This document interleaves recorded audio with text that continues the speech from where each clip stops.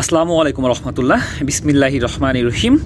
আল্লাহ তাআলা সূরা আল ইমরানের ৭১ নম্বর আয়াতে বলেছেন, হে কিতাবীরা, কেন তোমরা সত্যকে মিথ্যার সাথে মিশ্রিত করছো এবং সত্যকে গোপন করছো, অথচ তোমরা তা জানো। আল্লাহ তাআলা কি বলতেছেন এখানে?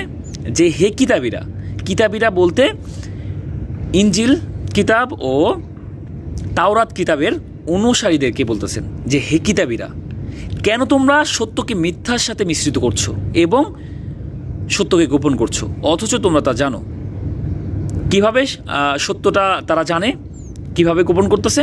কারণ তাদের কিতাবে হুজুর পাক সাল্লাল্লাহু আলাইহি সাল্লামের গুণাবলী সম্পর্কে বলা আছে, কোথায় আসবে, কেমন গুণাবলীর হবে, এবং তারা হুজুর পাক সাল্লাল্লাহু আলাইহি সাল্লামকে দেখেও চিনতে পারছে যে হুজুর পাক সাল্লাল্লাহু আলাইহি সাল্লাম আল্লাহর প্রেরিত রাসূল।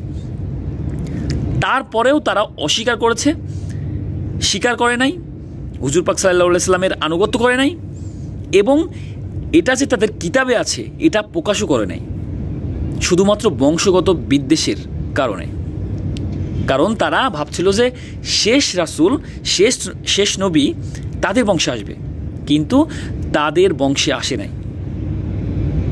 এই বংশগত বিদ্বেষের কারণে তারা সত্যকে গোপন করেছে, অস্বীকার করেছে এবং সত্যকে মিথ্যার সাথে মিশ্রিত করেছে।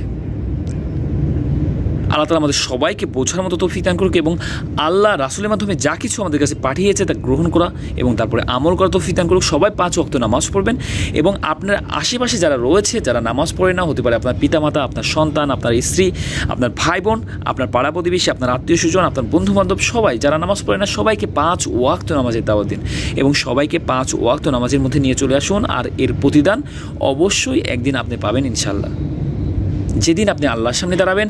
আর আমরা সবাই এই পৃথিবীতে আল্লাহর কাছ থেকে আসছি, আবার আমাদের সবাইকে আল্লাহর কাছে ফিরে যেতে হবে। তো আল্লাহর কাছে ফিরে যাওয়ার প্রিপারেশান নেন, আল্লাহর সামনে দাঁড়ানোর প্রিপারেশান নেন, আল্লাহর সামনে জবাবদিহিতার প্রিপারেশান নেন। হে আল্লাহ আমাদের সবাইকে বোঝার মতো তৌফিক দান করুন। আল্লাহ হাফেজ।